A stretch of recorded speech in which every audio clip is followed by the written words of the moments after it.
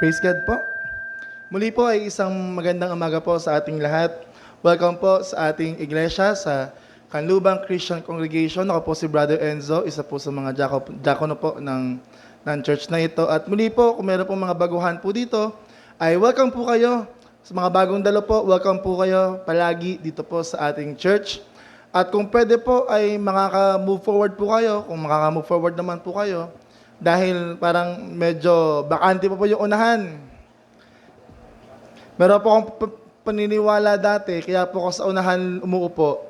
Kasi sa unahan yung unang bugso ng blessing. Kaya andun ako lagi sa unahan. Pero kidding aside, kasi sa unahan, mahihiya kang pumikit. Kasi una kang makikita ng pastor o ng preacher sa unahan eh. So mahihiya kang talagang pipilitin mo na magmulat. Pag nasa likod ka, tumagilid tapos pumikit. So sa mga madali pong makatulog dyan, masandal tulog, ina-encourage ko po kayo na sa unahan po kayo para matulungan po namin kayong gumising. Ayan. Ang sarap pong pamanding matulog ngayon, pag linggo. Ba't kaya ganun? Kapag linggo, ang sarap matulog. Ganun pa man ay purihin po ang Panginoon dahil narito po tayo, pinagtagumpay po tayo ng Diyos sa pagsubok ng pagbangon sa ating mga kama. Kaya naman, muli po ay isang pinagpalang umaga sa ating lahat. Ang sabi po sa ating verse na pag-aaralan ngayong umaga ay, "Count it all joy, my brothers, when you meet trials of various kinds, for you know that the testing of your faith produces steadfastness, and let its steadfastness have its full effect, that you may be perfect and complete, lacking in nothing." Ito pong verse na ito ay malapit sa akin, lalo na nung mga ay baguhang Kristiyano. Nung ako po ay baguhang Kristiyano, madalas po akong makaranas ng mga persecution. Kayo po ba ay nakaranas ng mga persecution? Kayo po ba ay nakaranas mausig? Nung ako po ay baguhang Kristiyano, madalas po akong mapagsarduhan ng pinto. Dahil nung ako po ay kabataan, madalas po kaming nasa gawain. Yung pong aming gawain dati ay umaabot kami ng hanggang minsan may mga pagkakataon, 10:00 ng gabi natatapos yung tinatawag ng mga revival service. Tapos syempre, kapag gabi na umuwi, madalas sa crossing, wala ng jeep or maghihintay pa yung jeep. Kaya po minsan, makakauwi ako sa bahay, 12:00 ng gabi. At automatic yon. Meron dalawang aasahan sa bahay. Una, sarado na yung gate o sarado na yung pinto, hindi ka na makakapasok. Pangalawa, yung isang pwede mong asahan, bukas yung pinto at bukas din yung Armalite ng nanay ko. "Ba't ka umuwi? Ganyan ka ba na?" Sabi ko.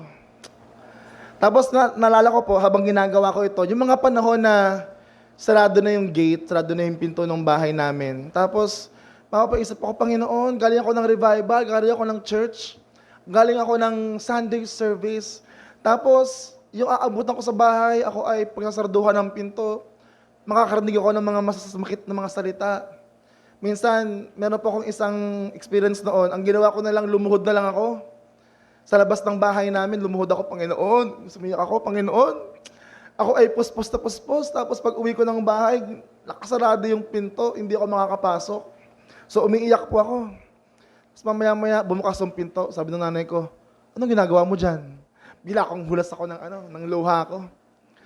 Dahil tunay na ang mga Kristiyano ay dadaan po talaga sa mga pagsubok, pag-uusig, at ang sabi diyan ay various kinds. Ang pagsubok ko ay hindi katulad ng pagsubok mo. At ang pagsubok nyo ay hindi rin katulad ng pagsubok ng iba. Maaaring magkapareho, pero tayo inuusig ng ating mga magulang, pero magkaiba yung intensity. Maaaring ako ay inuusig sa pamamagitan lang ng mga salita, pero ikaw yung merong iba na inuusig. Sila ay sinasaktan. Marami akong mga naririnig na mga patotoo noon sa mga matatandang Kristiyano noong 80s, 70s, 90s. na pag sila ay umaalis ng bahay, papunta ng simbahan, ang sabi nila, sila raw ay hindi paramihan paramihan ng ngiti sa kanilang labi. Sila daw ay paramihan ng pasa, paramihan ng palo, dahil ganoon ang persecution noong panahon nila. Ngayong panahon natin, siguro, lalo sa mga kabataan, ay hindi natin maranasan yung mga ganong hagupit, yung mga ganong kabigat na mga persecution. Pero hindi ibig sabihin nun ay hindi tayo dumadaan sa mga pagsubok. Ngayon po, pag-aaralan po natin, bago po tayo magpatuloy, na ang ating pong pag-uusapan ay yung sovereignty of God in our sufferings. Yung dakilang kapamahalaan ng Diyos sa mga paghihirap at sa mga pagdurusa na ating pinagdaraanan. At ito po yung ating, dahil po iikot yung ating pag-uusapan dito ngayong umaga. Ito po yung ating mensahe, so kung kayo po ay makakatulog mamaya, at least alam nyo na yung ating pinag-usapan.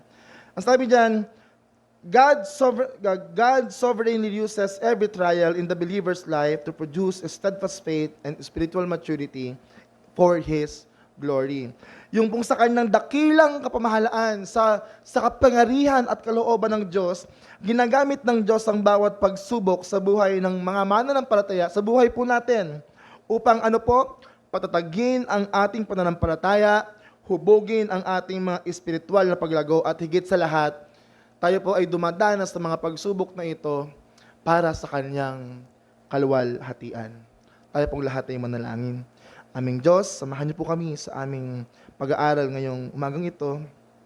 Hayaan po ninyo na ito ay magbigay ng kagalakan at encouragement sa bawat isa sa amin na dumadanas ng pagsubok at mga dadanas ng pagsubok. Purihin po kayo patuloy sa aming pakikinig ng salita ng Diyos. Sa pangalan ni Jesus.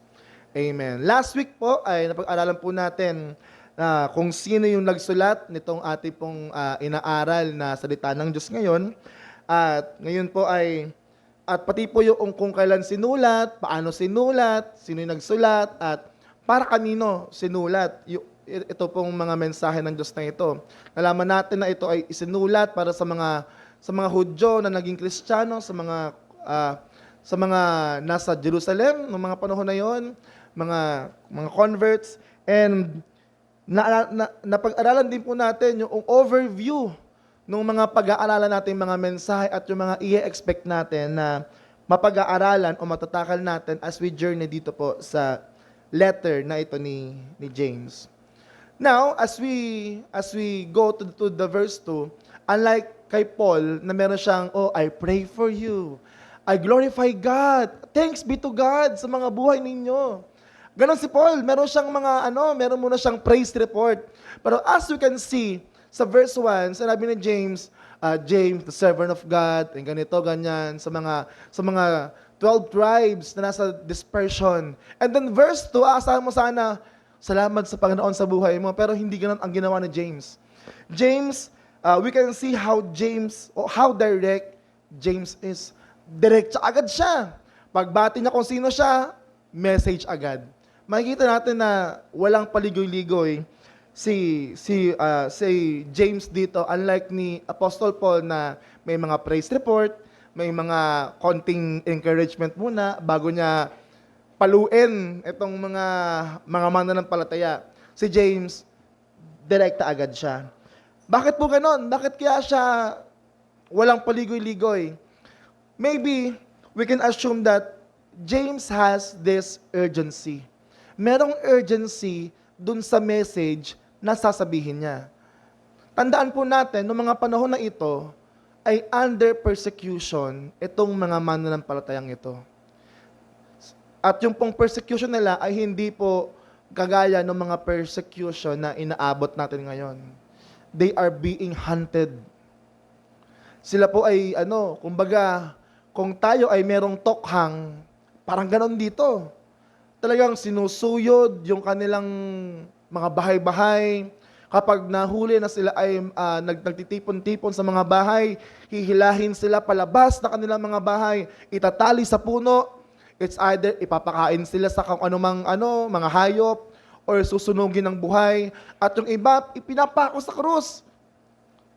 Ganon ang persecution dati. They are paying it with their lives.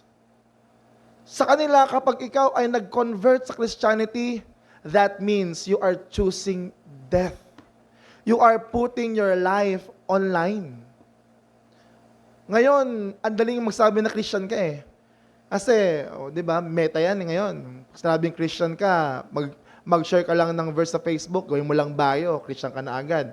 And siguro, ang ina-assume natin, ang sarap maging Christian. Kasi una, magkakaroon ng kaisipan ng mga tao sa'yo, siguro mabuti tong tao. Siguro ang bait neto pag Christian to. Pero noong panahon, ng mga tao na ito na sinusulatan ni Brother James, ay they are really, really, we can assume that they are discouraged. Because death is at their door. Yung kamatayan ay naghihintay sa kanila. At kung kayo po ay palaging merong banta ng kamatayan, ewan ko lang kung di kayo matakot. Kung kayo po, ngayon, sa mga balita, makikita natin sa mga schools, na dapat ang school ay isa sa mga safest place para sa mga anak natin. But we can see nowadays na even sa school ay may threat para sa atin, para sa mga anak natin, sa mga teachers. At kayo, ma-feel natin, nakakatakot, nakakabahala. How much more noong mga panahon nila? Sila ay pinapakain sa leon, sinusunog ng buhay. And though, ngayon, nakita ni James, may urgency, dapat nilang marinig itong mga encouragement na to.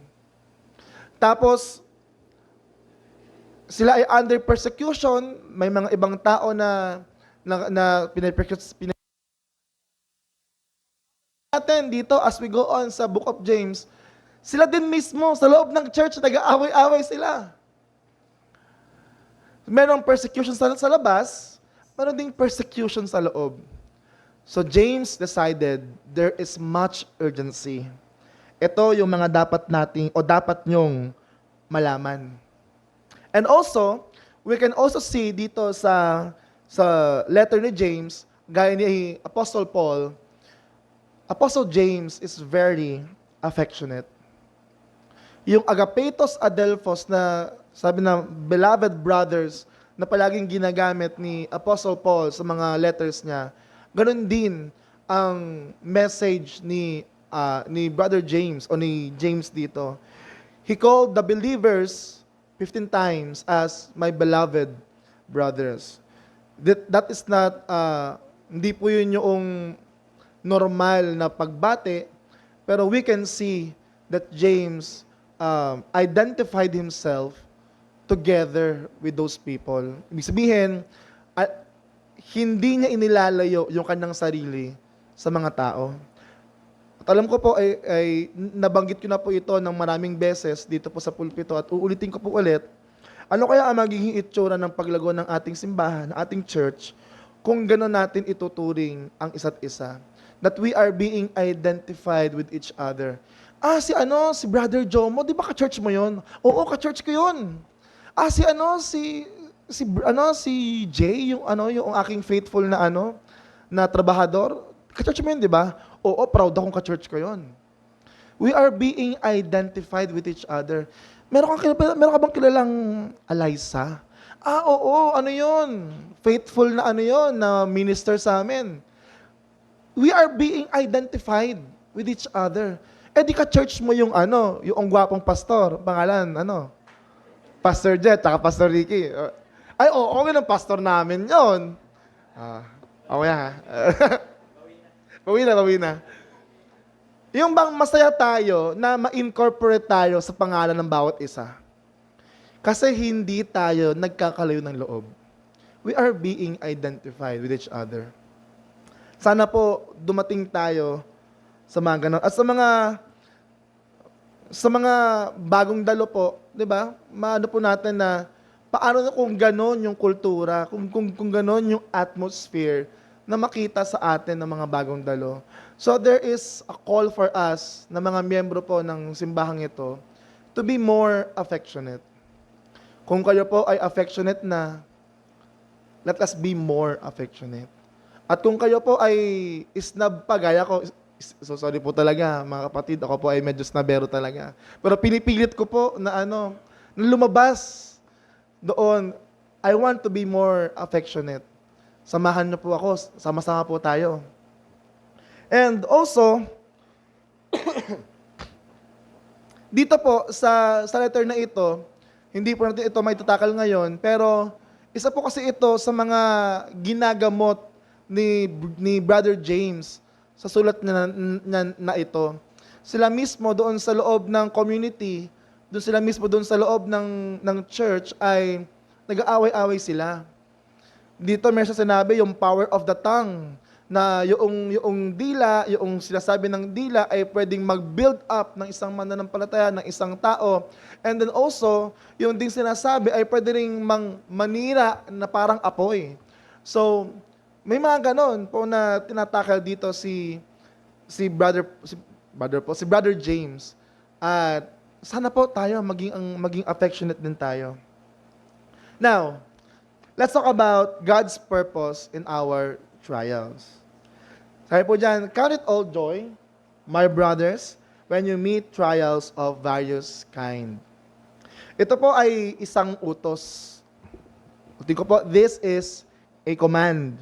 Hindi nagbibigay ng choice or option si James sa ating mga mananampalataya na nagbabasa nito ngayon at sa mga mananampalatayang nakabasa nito noon.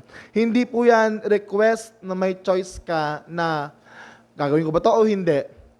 Ito po ay isang utos na dapat sundin. Ang sabi diyan, mga kapatid, magalak kayo kapag kayo'y dumadanas ng iba't ibang uri ng pagsubok.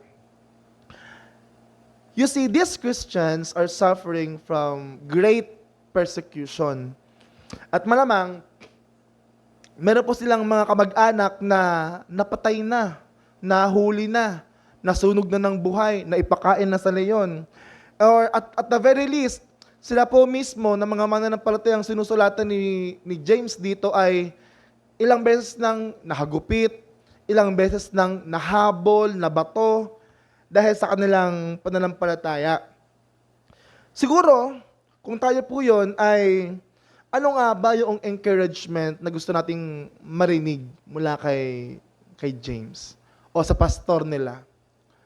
Alam mo ba tayo po yun? Ano kaya yung ating inaasahan na reaction ng ating pastor? Siguro, inaasahan natin makakarinig tayo ng, alam mo, nalulungkot din ako sa mga sinapit ninyo. No. Umiiyak ako tuwing gabi kapag naaalala ko na kayo ay nahagupit kahapon. O kaya, siguro makakarinig tayo ng, siguro yung bang iniisip mo, parang, sige, ano lang, kung ikaw ngayon ay tatalikod na at hindi ka na mag-church kasi nahagupit ka ng kanina, okay lang, mauunawaan ni Lord. Siguro mag-a-assume tayo or maghahanap tayo ng salita or statement dun sa pastor o kay James na yung bang magbuboost ng ating emotion. Yung bang parang tipong ma-validate man lang na nahirapan tayo, ma-validate man lang yung hirap na ating pinagdadaanan. Pero imbes na simpatsya yung ibigay or iparamdam ni James dito, ano ang ibinigay o sinabi ni James?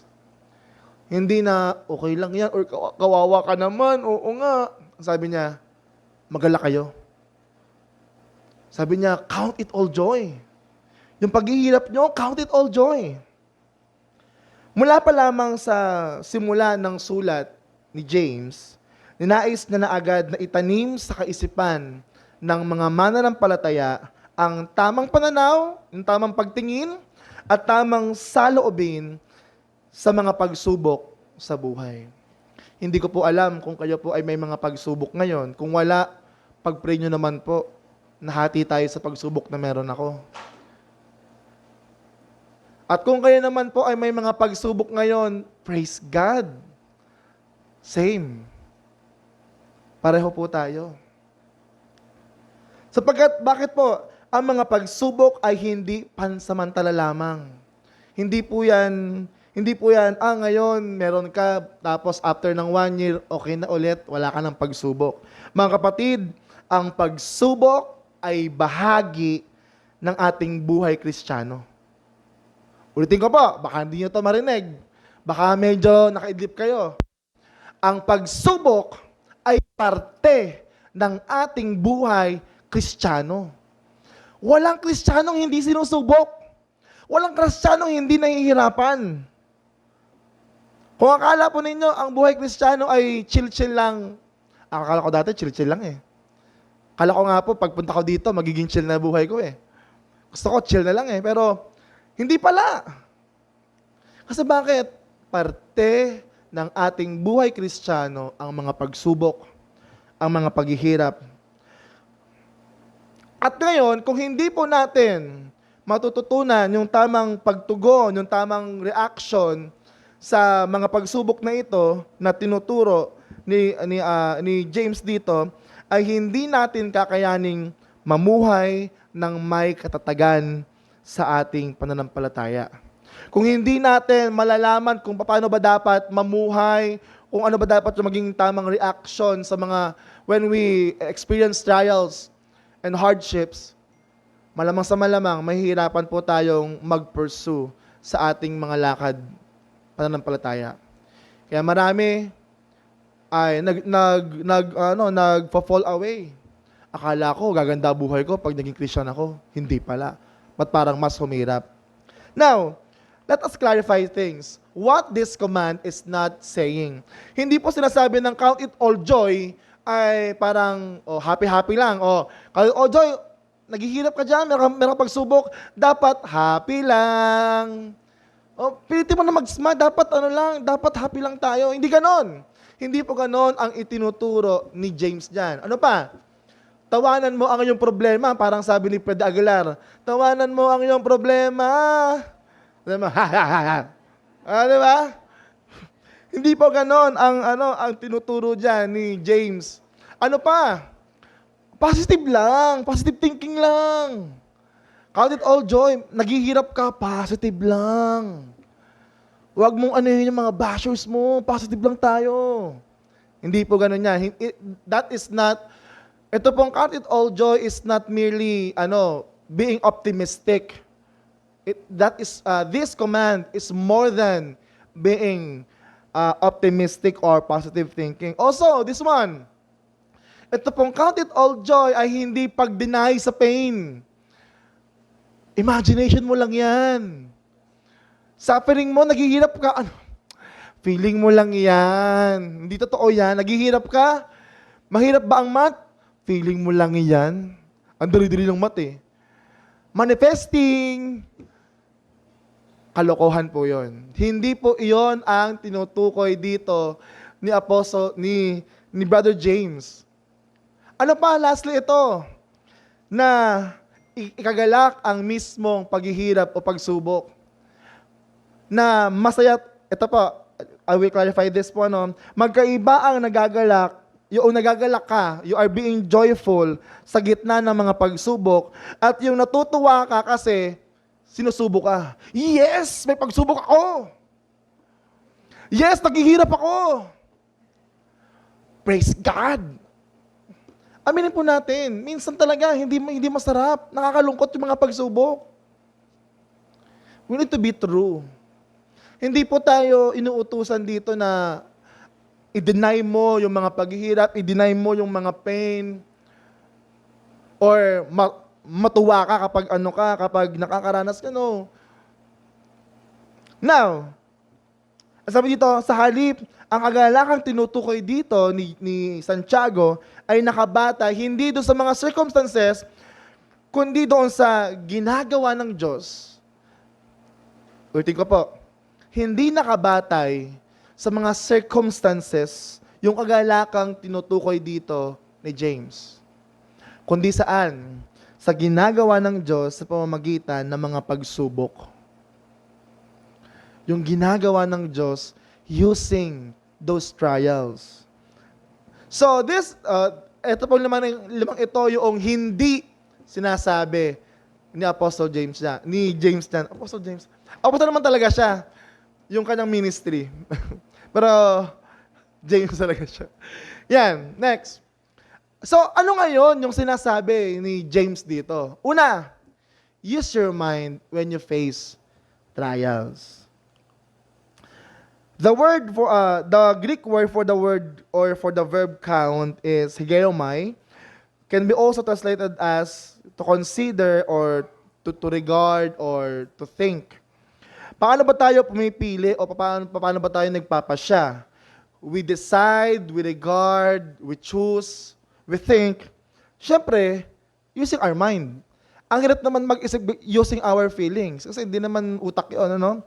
So we consider with our minds, not with our feelings, and not with our emotions, but with our thought process. Pag po tayo ay dumadaan sa mga pagsubok, tandaan po natin, kailangan natin mag-isip. Sabi ko po sa mga bata, dahil meron po kaming subject na gender. Sabi ko, kung feeling mo ngayon na ikaw ay isang lalaki na nasa katawan ng babae o babae nasa katawan ng lalaki, emotion mo yan. And feelings are temporary. Ngayon, gutom ako. Mamaya, malilipasan ako ng gutom. Mawawala na yung gutom ko. Mawawala na yung feeling of hunger ko. Because feelings are temporary. At natural po yun na pag tayo ay dumadaan sa mga pagsubok, we may feel gloomy. Magkakaroon tayo ng malungkot na pakiramdam. Sino ba namang masaya kapag namatayan, di ba? Kapag dumaan sa pagsubok. Talaga malulungkot ka. And James is not saying na namatayan ka. Maging masaya ka lang. Ngumiti ka lang. Feel joyful. No. Pag may pagsubok ka, sabi ni James dito, learn to think joyfully in your trials. Paano natin gagawin yon? Ito rin pong word na ito also mean to lead, to rule, or to have authority. Yang higayomai na yan. What this means is when you count or consider it joy, you are thinking yourself to be the boss. Kapag sinabi ni James na count it all joy, boss ka. Hindi nung mga pinagdadaanan mo, kasi wala kang control dun eh. Ano ang may control ka? You are the boss of your reaction. You are the boss of your response.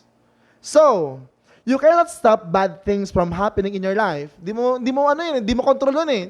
Kasi bakit? Di ka naman Diyos. Wala kang control sa mga pinagdadaanan mo. But you have the authority to choose whether yung mga trials na yon will rob you of your joy in Christ or not. Pipiliin mo ba na ikaw ay malungkot na lang? Or pipiliin mo na ako ay kay Kristo. Ako ay magiging maligaya, may pagsubok man ako ngayon, pero hindi ako iniiwan ni Kristo. And I think that is enough encouragement in our in our sufferings. Ano po yung mga example na to? Halimbawa sa Acts chapter 5 verse 14. Ito po yung mga panahon na hinahunting na itong mga apostol kasi sila ay nagpe-preach ng gospel. At natitreten itong mga Pariseo, itong Sanhedrin kasi dumadami yung mga Christians. So ang gusto nila patigilin para hindi na lalong lumaganap ang Christianism. So ang ginawa nila, ayun, pinatawag yung mga apostol and they beat them and charged them not to speak in the name of Jesus and let them go. So ang ginawa nila, kinuha nila itong mga apostol, itong mga mananampalataya at pinaghahampas nila, pinaghahagupit nila, at sabi, ganyan ang sasapitin nyo pag kayo ay nag-share ulit ng gospel. Meron ba dito sa mga campus ninyo, sa mga school, sa mga workplaces ang nahagupit na ng principal o ng kanilang advisor kasi sila ay nag-share ng gospel? Wala pa naman siguro. Pero ako po ay napag-guidance dati dahil ako po ay nag-invite ng bata sa church. So, May mga ganang persecution. Noon. Ngayon, wala na. Noon, hinahagupit kapag ikaw ay nasa-share ng gospel. Now, so sila ay nasaktan, nahirapan, nung sila ay nag-preach ng gospel. Sa tingin ninyo, ano yung reaction ng mga yan? Grabe naman si Jesus, sabi niya, sasamahan niya kami. Ba't na kami hinayaang masaktan?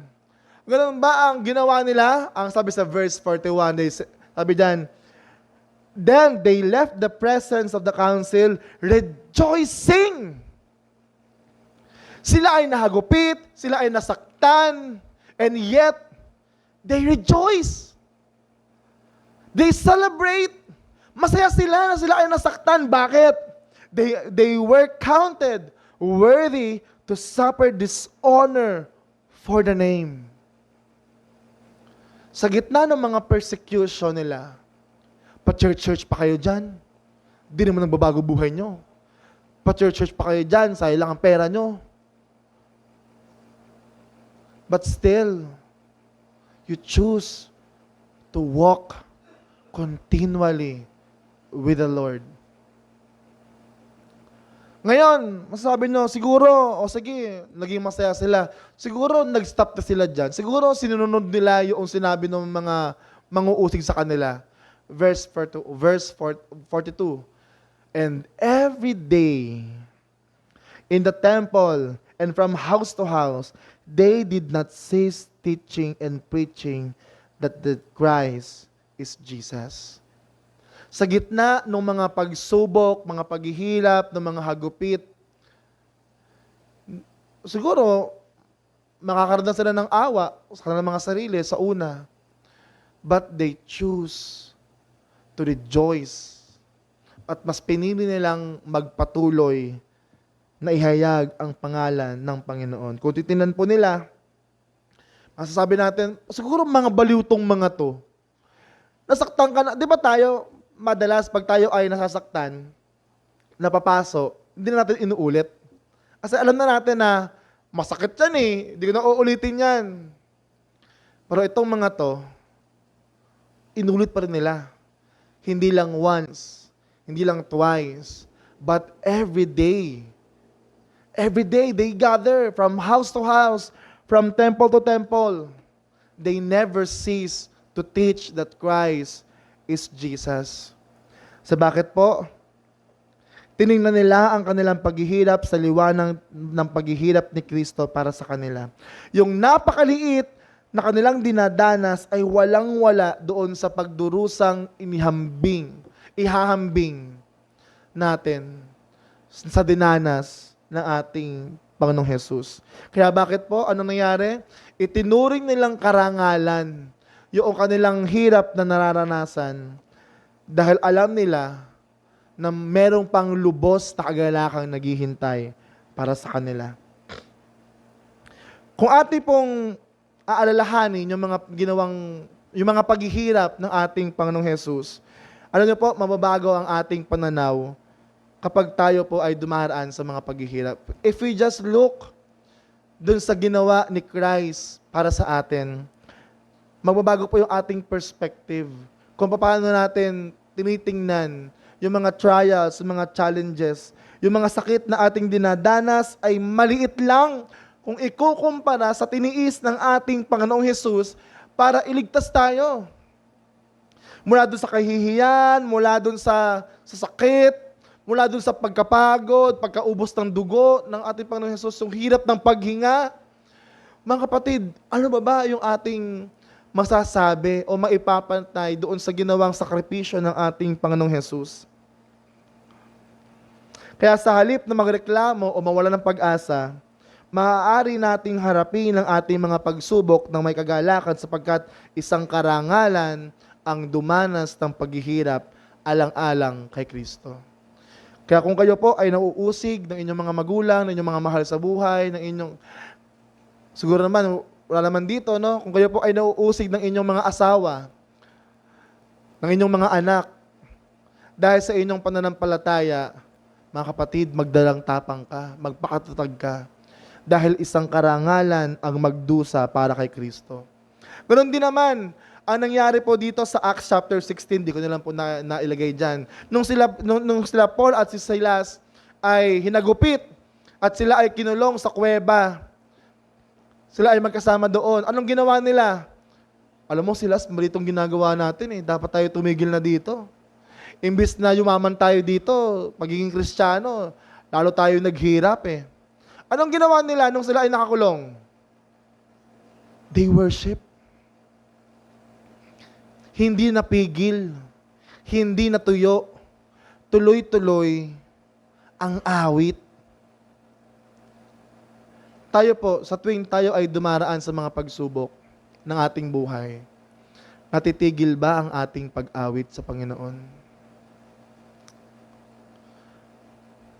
Kung di po kayo maka-amen, ouch na lang po, pwede na. Kapag ba tayo ay dumadanas ng mga persecution, offense, misunderstandings, tumitigil na po ba tayo sa ating pananampalataya? Ayoko na mag-church. Ayoko na mag-worship. Akita na lang ako pag-preaching na. Tapos lalabas ako kapag tithes and offering na kasi matik. Magta-tithes pa ba ako dyan? Kailangan ko ba bang mag-C3? They choose to worship God in the midst of suffering. Mga kapatid, sana tayo din ganun. Pag tayo ay dumadaan sa mga pagsubok ng buhay, na parang minsan hindi natin alam eh. May mga ganun po talaga eh. Yung parang sunod-sunod yung mga pangyayari sa na pangit. Na ospital kayo, magkakasunod. Tapos syempre, pera yan. Nabusa ka ng pera, wala ka ng trabaho. Mga di bang, ikaw ata yung favorite soldier ni Lord. Ikaw ata yung kanyang strongest soldier na napili ngayong taon. Parang, Lord, teka lang, wait lang. Hayaan mo muna akong huminga. Kakatapos lang ng pagsubok ko nung isang araw, ngayon meron na naman. When Paul and Silas experienced trials, they worship. Ano nangyari noong nag-worship sila nun? Mga kapatid, lumindol. Lumindol nun. Tapos, dahil lumindol, nakatakas, nagsibukasan yung mga kulungan nila. E di, nakatakas sila. Alam niyo sumunod na pangyayari dyan? Dyan yung yung isa sa mga favorite kong verse eh. Akala nung guard, makakatakas na yung mga wala na, papatay ko ang sarili ko. Pagsubok yung para sa kanya eh. Para matakasan yung pagsubok, magsusuicide siya. Papatay ko sarili ko. Sabi ni Paul, wait lang. Andito kami. At yung pagsubok nila Paul, naging daan pa ng kaligtasan para dun sa guard. Hindi lang dun eh. Para dun sa buong sambahayan ng guard na yon. Dahil sa pagsubok na dinaanan nila Paul. If we are going to look outside, dun sa pain, dun sa struggle, baka itong pagsubok na inyong pinagdadaanan ay daan sa kaligtasan para sa iyong family, para sa mga mahal mo sa buhay. Baka kaya ka dumadaan sa mga pagsubok na yan kasi darating ang panahon,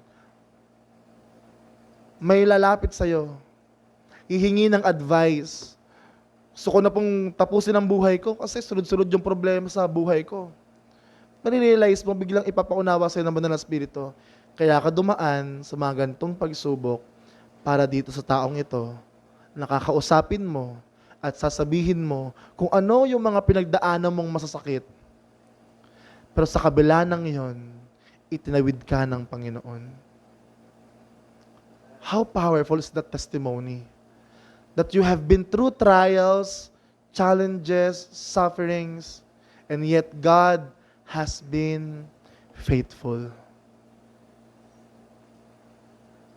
He is sovereign in our sufferings. Ano pa po? Move na po natin yan. Ano pa yung sinasabi ng command na ito? Expect trials to come. Ayoko ng ganyan eh. Ayoko ng mga ganyang truth eh. Expect trials to come. meron ba akong choice na skip yung ano na yan? Yung passage na yan? Ang sabi diyan, count it all joy, my brothers, if you meet some struggles. Ang sabi diyan, count it all joy, my brothers, when. Makikita natin na hindi if or might ang ginamit ni James dito. He does not say, consider it all joy if you happen to encounter some trials. O, count it all joy kapag, kung sakasakali, o, siguro pwede kang dumanas, pero hindi sure yun, ha. Sabi diyan, when. Merong surety. Sure si James na dadaan talaga tayo sa iba't ibang mga pagsubok. At, mga kapatid, dadaan talaga tayo sa mga mabibigat na mga pasanin sa buhay na ito. Dahil bakit po? Ang sabi ni Jesus sa John chapter 16 verse 3, ang sabi niya dyan, I have said these things to you, that in me you may have peace. In the world you will have tribulation. Hindi nga lang trials yan eh. Alam niyo ba yung tribulation? Grabe yun. Para ka nakikipagpatayin dyan. Grabe yan. So in this world, you will have tribulation, but take heart, I have overcome the world.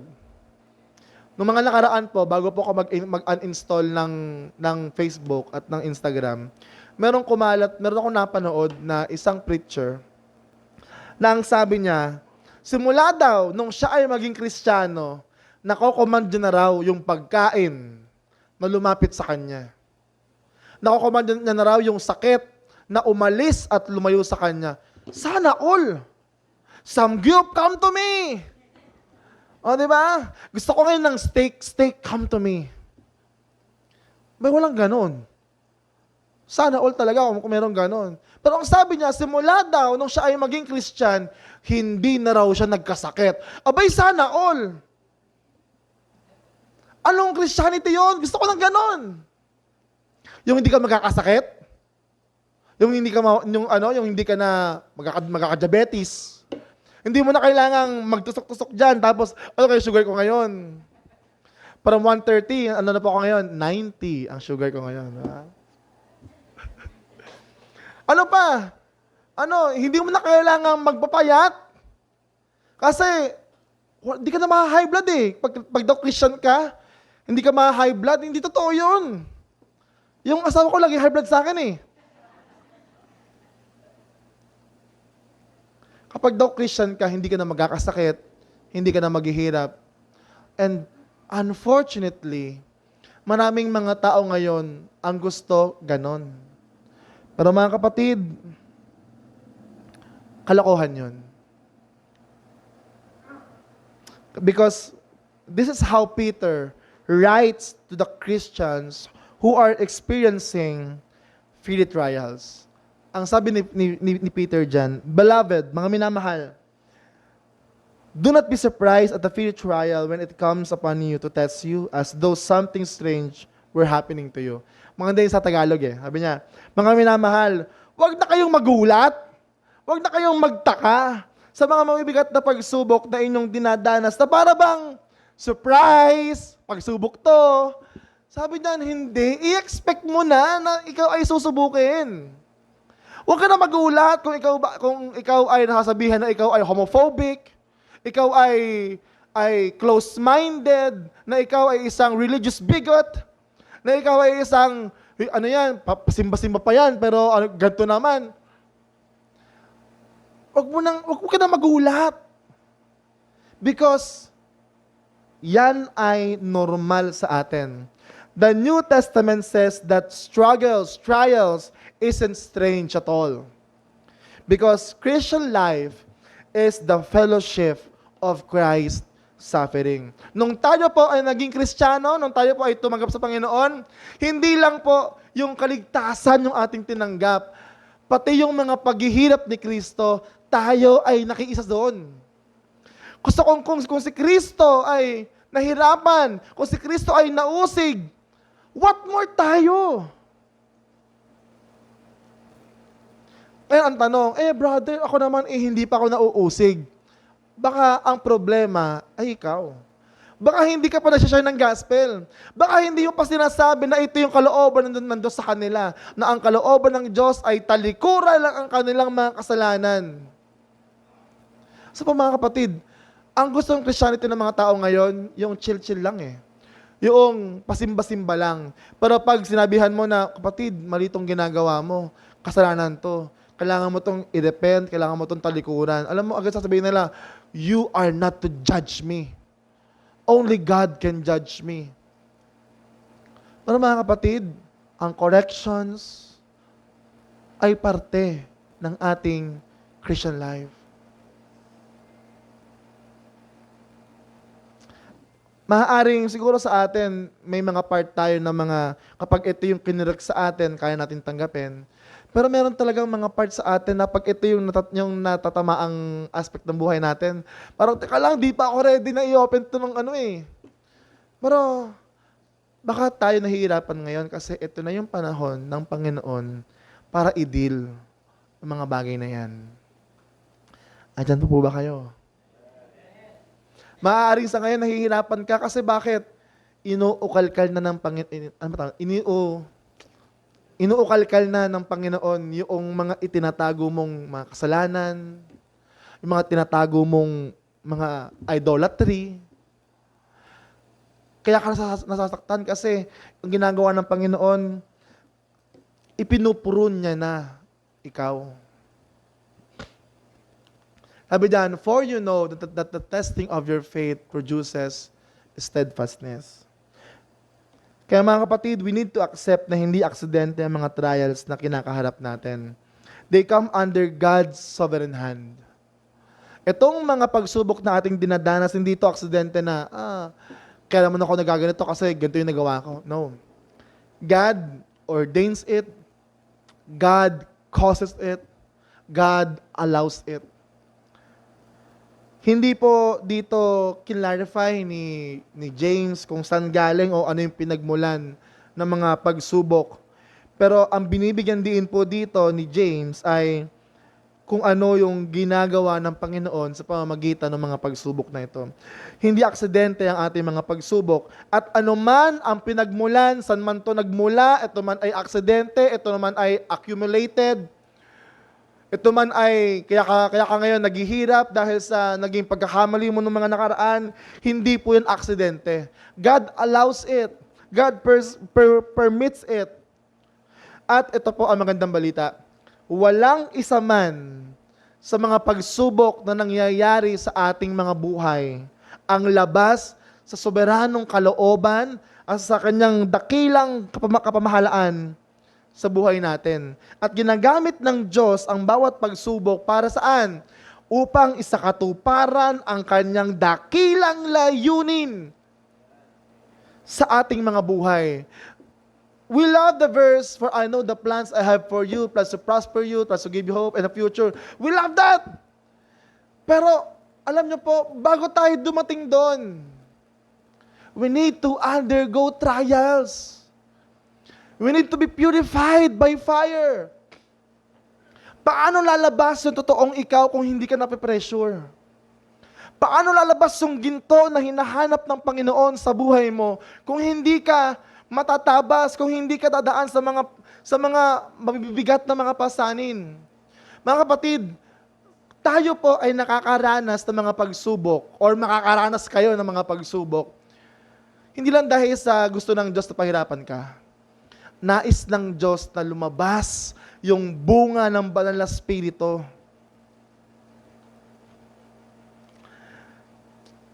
Point number 2, God's work through our trials. Sabi diyan, for you know that the testing of your faith produces steadfastness. Dapat yung malaman na napapatatag ang ating pananampalataya sa pamamagitan ng mga pagsubok. Hindi po sayang o hindi po walang kwenta ang ating mga paghihirap. Hindi pa sakit ang mga pagsubok na ating pinagdadaanan. Hindi po ito senseless. May purpose sa mga trials na kinakaharap natin sa mundong ito. At ginagamit ito ng Diyos upang hubugin ang ating pananampalataya. God has a great purpose in our sufferings. Ito ang pinagkaiba ng isang Christian at isang atheist. Sa isang atheist, kapag ikaw ay nahirapan, pag ikaw ay nagkaroon ng pagsubok, it just happens. Walang purpose. Basta nangyayari lang yan. Pero sa isang Kristiyano, lahat na nangyayari sa buhay niya, whether good or bad, whether joyful or sad, God has a purpose. So merong dahilan, merong layunin, merong goal ang Diyos sa gitna ng mga pagsubok na yan. So bakit po mga kapatid? Paano tayo matututong magmahal kung hindi natin makakakiskisan yung isang tao sa church natin? Paano natin matututong magpasensya kung hindi tayo, alam mo yon, nauupos, di ba? Paano ka matututong maging gracious kung hindi tayo nakaka-experience na mag-extend ng grace? Paano po tayo matututo na huwag manangan sa ating mga sariling lakas, sa ating mga sariling karunungan, kung hindi tayo magfe-fail at manghihina? Kailangan natin dumaan sa mga ganitong pagsubok para malaman natin that when we go through trials, we know that God is at work. We can count it all joy kasi alam natin na may magandang kakalabasan, may magandang kahihinatnan ang mga paghihirap natin. We can rejoice kapag tayo ay dumadanas ng mga pagsubok, ng mga persecution. Kahit na, alam mo yon, minsan, baka mamaya yung kaninang inyong pinang-almusal ay huling takal na ng bigas. Na parang sunod-sunod nga yung mga nagiging mga pagsubok ng sa inyong family. Sa gitna ng mga paghihirap na yon, we can rejoice. Kasi bakit? Ang sabi ng Romans chapter 8, verse 28, we can rejoice in the midst of trials, for we know that all things work together for good. Lahat ng bagay, mabuti man yan, pagsubok man yan, lahat yan ay nagkakalakip-laki para saan? For our good. Para sa ikabubuti ng mga nagmamahal sa Panginoon. Para sa ikabubuti ng mga nagtitiwala sa Panginoon. Bakit? Ano ba yung end goal nito? Ano ba yung purpose ng sufferings?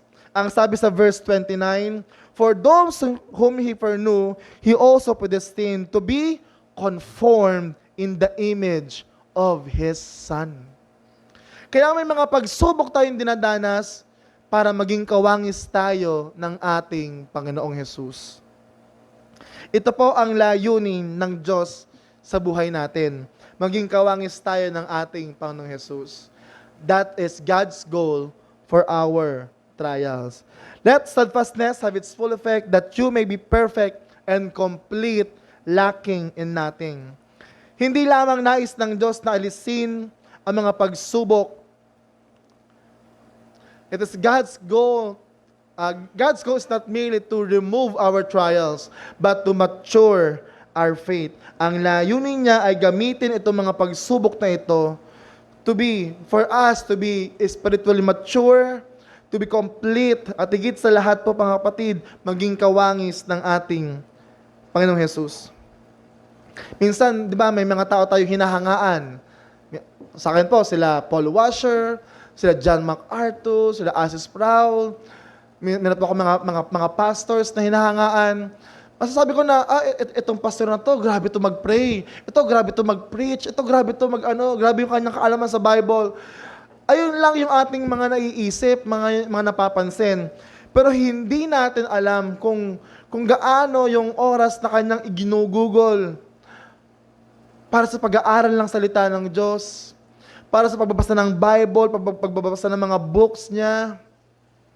Kung gaano kahirap yung mga naging struggles niya para maging ganun ka-powerful yung kanyang pagsasalita. Minsan, ang napafocus lang natin yung, yan, kasi gifted talaga siya, kaya siya magaling mag-preach, o kaya siya sa Bible. No. Ginagamit ng Diyos na yung mga minsan, yung mga oras natin na puro scrolling, paglalaro, Pero may mga tao na imbis na ubusin ng oras sa Facebook, sa games, they choose to read books. They choose to pray. And then magugulat tayo, bakit siya napaka-prayerful, ako hindi? Kasi ginagamit niya yung oras niya. Maaaring ngayon, naghihirap ako kasi hindi ako gaya ng iba na nakakapaglaro. But I know, merong purpose kung bakit ganito yung ginagawa ko. At sa kabila ng mga pagsubok na iyon, sa kawalan, sakit karamdaman, kahihiyan, even the guilt of our own sin, nakita nila ang Diyos at alam nila na alam ng Diyos ang ginagawa niya. That He is in control. He is sovereign in their sufferings. He has a purpose. He has a plan. At alam ng Diyos na mararanasan natin ito. And He even prayed for it. Kanina pa sa prayer meeting, ito yung isa sa mga sinashare ni Pastor Jet, that Jesus Christ, our Savior, is interceding for us. Nananalangin po ang Panginoong Diyos para sa atin. He prayed for us. Ipinag-pray po ng Panginoon tayo bago tayo dumaan sa mga pagsubok na ito. And He is still interceding for us. And knowing that fact, na ang ating Panginoong Jesus ay nananalangin para sa atin, how can we afford to stop? Alam natin na ang Diyos sa kanyang dakilang kalooban, hinahayaan niya na tayo ay dumaan sa mga pagsubok na ito dahil meron siyang magandang layunin para tayo ay mag-mature sa ating pananampalataya. How can we stop? Bakit tayo titigil sa ating pananampalataya? Bakit tayo titigil sa pagbabasa ng Bible? Bakit tayo titigil sa pag-pray? Bakit tayo titigil sa pag-attend ng church? How can we stop knowing that Jesus Christ, our Savior, is still praying, interceding for us, na hindi tayo manghina, na hindi tayo tumigil, na hindi tayo mag-fall sa temptation. Jesus Christ is interceding for us. How can we stop? Bakit tayo titigil kung yung ating mismong Panginoon, na ating pinananampalatayanan, ay nananalangin para sa atin, so that hindi tayo mahulog sa mga kasalanan, sa ating mga kahinaan, para hindi tayo sumuko, para hindi tayo mawala ng pag-asa. How can we stop when God says, I will never leave you, nor forsake you? Paano tayo titigil sa mga paghihirap na ito? God is sovereign in our sufferings. And God wants us to be mature in faith. Hindi hanggang dito na lang po tayo. Hindi po hanggang dito na lang tayo. Ang kalooban ng Diyos ay hanggang ngayon, madali ka pa rin ma-offend. Ganun po ba ang kalooban ng Diyos? Hanggang ngayon, kapag ikaw ay dumadanas ng paghihirap, ikaw ay magdududa pa din. Kapag wala ka nang makuhang pera sa wallet mo, mag-aalala ka na. Ganun po ba ang kalooban ng Diyos? Hindi po ganon ang kalooban ng Diyos. Hindi po kalooban ng Diyos na tayo ay manatiling mababaw sa ating pananampalataya at hindi lumalago sa ating buhay bilang Kristiyano. That's why ginagamit ng Diyos ang mga pagsubok na ito upang putulin ang mga bagay na hindi niya nais para sa atin. Baka kaya ka ginost nung kachat mo o nung crush mo. Kasi hindi nais ng Diyos na maging kontento ka sa mga bagay na yan. Baka kaya ka nawala ng trabaho kasi ayaw ng Diyos na doon ka sa trabaho mo magtiwala. Baka kaya ka nagkasakit kasi nais ng Diyos na ipakita sa iyo na hindi mo kaya sa sarili mo lang kalakasan. Kailangan mo magtiwala sa akin. At mga kapatid, kung meron mang nakaranas ng pinakamabigat na pagsubok, ito ay ang ating Panginoong Hesus.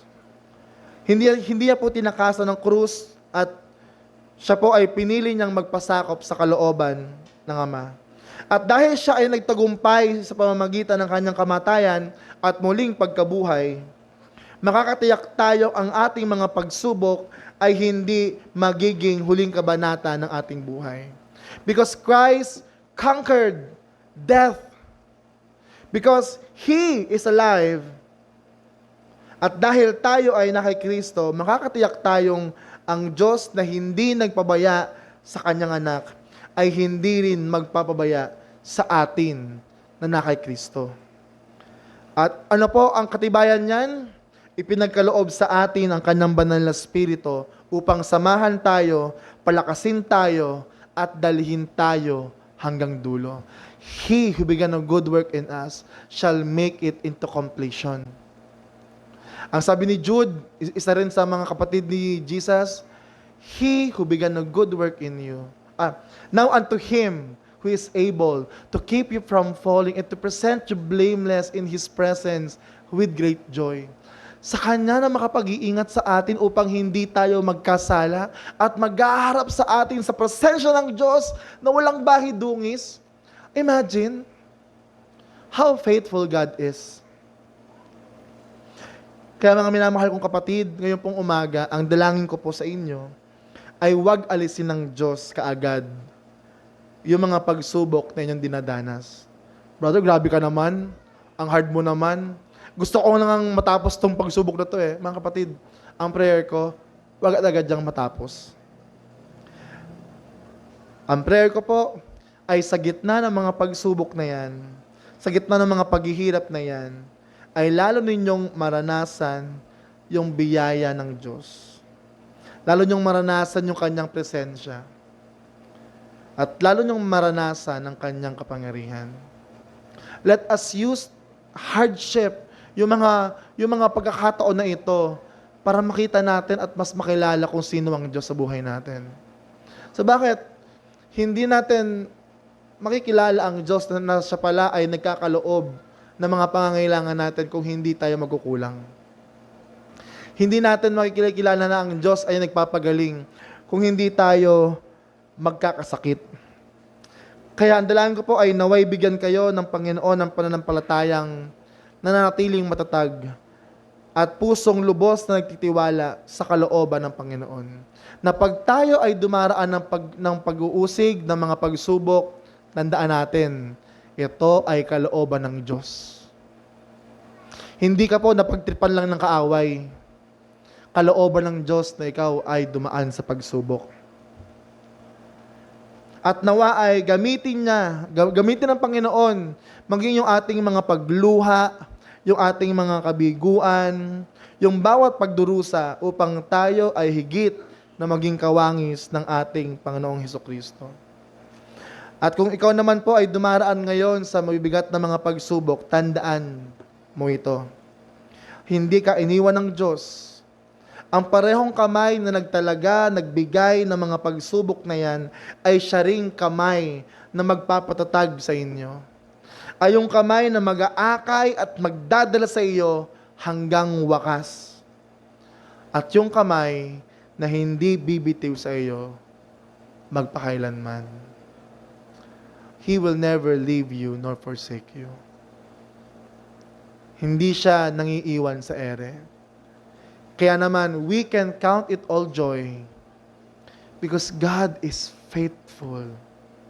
Because God is true to His promises. At kung kayo po ngayon, mga kapatid, ay dumadanas ng mga pagsubok sa buhay na ito, kung ngayon po, mga kapatid, ay dumadanas ka ng mabibigat na mga pagsubok at nais nyong may panalangin, makakalapit po kayo sa mga pastor natin para may pag-pray po tayo. Tayo pong lahat ay manalangin. Aming Diyos, aming Ama, kami po'y lumalapit sa inyo at nagpapakumbaba, Panginoon. Ang buhay na ito ay hindi namin kaya sa ganang amin lamang. Hindi po namin kaya ito sa pamamagitan lang ng aming lakas. Kaya ngayon, Panginoon, ay nagpapakumbaba po kami, humihingi ng ng tulong, Panginoon. Panginoon, tulungan niyo kami sa mga paghihirap na aming dinadanas ngayon, sa mga pagsubok na meron kami sa aming buhay, sa aming pamilya, sa aming pinansyal, Panginoon Diyos. Mga kapatid, kung ngayong umaga po ay nangangailangan kayo ng panalangin, habang kayo po ay nakapikit, meron po ba nangangailangan ng panalangin ngayon sa kanilang buhay? Maaari po bang magtaas po kayo ng kamay sa mga nangangailangan po ng panalangin?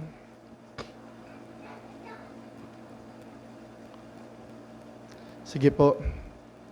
Inaanyayahan ko po kayo dito po sa unahan. Kasama po ng ating mga pastor para po may pag-pray po tayo. Sige po, lapit po tayo sa unahan. Sa mga nangangailangan po, Pastor Ricky, Pastor Jet. Lapit po kayo sa inyong mga pastor, sa ating po mga pastor. At habang inaawit po natin itong awitin na ito, at habang pinapag-pray po kayo ng ating mga pastor, sabi dito po sa awitin na ito, sa mga pagsubok na inyong pinahihintulutan, salamat, Panginoon. Sa atin po, na mga nakaupo, ay ipag-pray din po natin sila habang sila po ay ipinapanalangin ng ating mga pastor. At kung kayo po ay nais nung umawit, maging totoo sa atin itong pag-awit na ito. Sa gitna ng mga pagsubok na pinapahintulutan ng Diyos, salamat, Panginoon. Sige po mga pastor.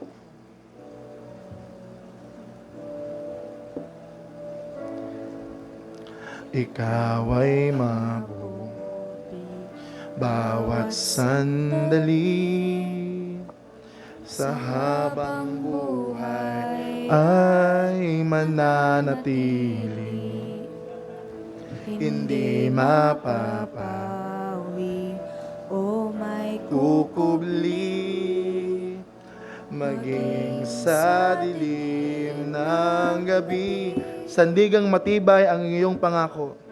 Sandigang matibay ang iyong pangako. Lakas at pag-asa ng aking puso. Hindi na mabilang pagkakataon.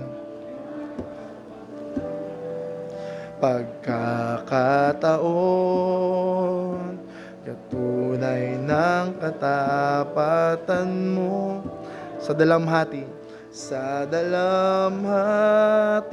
at sa kabiguan, sa pagluha ng puso, sa pagsubok na iyong pinahintulutan, salamat. Ikaw ay mabuti. Ikaw ay mabuti. Ikaw ay tapat. Salamat, Panginoon, sa inyong kabutihan. Salamat, Panginoon. Minsan pa, ikaw ay mabuti. Siyang tunay. Ikaw ay mabuti. Ano man ang ating pinagdadaanan, mabuting patunay ang Panginoon. Siya na ay nananatiling tapat. Sa iyo ang papuri. At tayo pong lahat, awitin po natin itong koro sa dalamhati. Sa dalamhati at sa kabiguan, sa pagluha ng puso na sugatan, sa pagsubok na iyong pinahintulutan, salamat. Tayo pong lahat ay tumayo.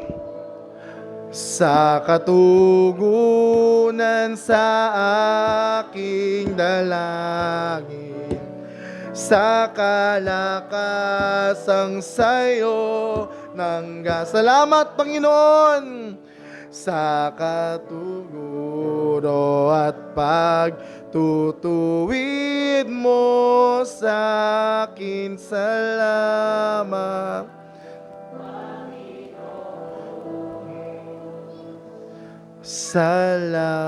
Panginoon, lahat po sa amin na dumadanas ng mga pagsubok, paghihirap, kakulangan, mga problema sa bahay, problema sa pamilya, problema sa aming marriages, problema sa mga anak, Panginoong Diyos, sa trabaho. Panginoon, dalangin po namin, isinusuko po namin lahat ito sa inyo. Lahat ng kabigatan, lahat naman pumipigil sa amin upang kami ay makapagtiwala, upang kami ay maging maligaya sa inyo, Panginoon. Tulungan niyo po kami, tulungan niyo po ang aming mga kapatid. Panginoon, tulungan niyo po ang lahat ng dumadanas ng pagsubok. O Diyos, nagtitiwala kami sa inyo na meron kayong plano, na meron kayong naising mabuti, na meron kayong dakilang layunin sa mga paghihirap na ito at makakapagtiwala kami, Panginoong Diyos, na sa gitna ng mga pagsubok na ito, kayo yung Diyos na hindi nang iwan at kayo yung Diyos na hindi nagpapabaya sa inyong mga anak.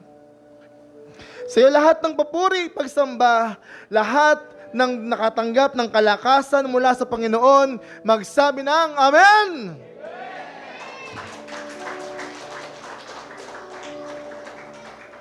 Makakabalik na po tayo sa ating mga upuan.